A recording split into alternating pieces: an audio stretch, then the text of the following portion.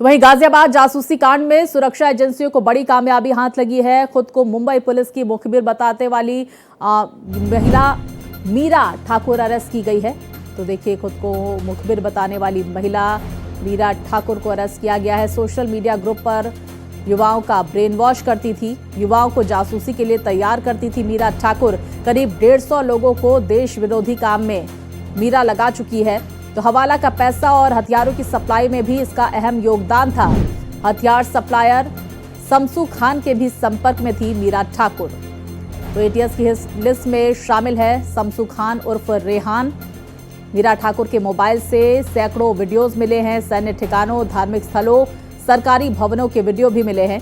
तो जुलाई 2025 में दिल्ली पुलिस की स्पेशल सेल ने अरेस्ट किया था। हथियारों की तस्करी करते हुए मीरा ठाकुर की गिरफ्तारी हुई थी।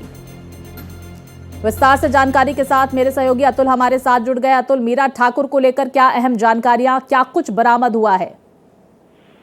बिल्कुल स्वाति, मीरा ठाकुर की गिरफ्तारी सुरक्षा एजेंसियों के लिए बेहद अहम थी, क्योंकि जो इस जासूसी का पूरा मकड़जाल फैला था उसमें मीरा ठाकुर की जो भूमिका है वो इसलिए बेहद अहम थी कि जो एक व्हाट्सएप ग्रुप चल रहा था उसमें लगभग 150 लोग जो जुड़े थे वो मीरा ठाकुर के ही द्वारा जुड़े गए थे।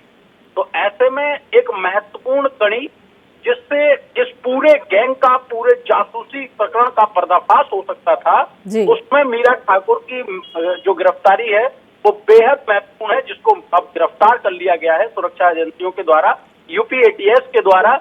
और सबसे बड़ी बात जो है स्वाति वो ये है कि जो ये मीरा ठाकुर है ये जुलाई 2025 में दिल्ली स्पेशल सेल के द्वारा हथियारों की तस्करी में ही गिरफ्तार की गई थी।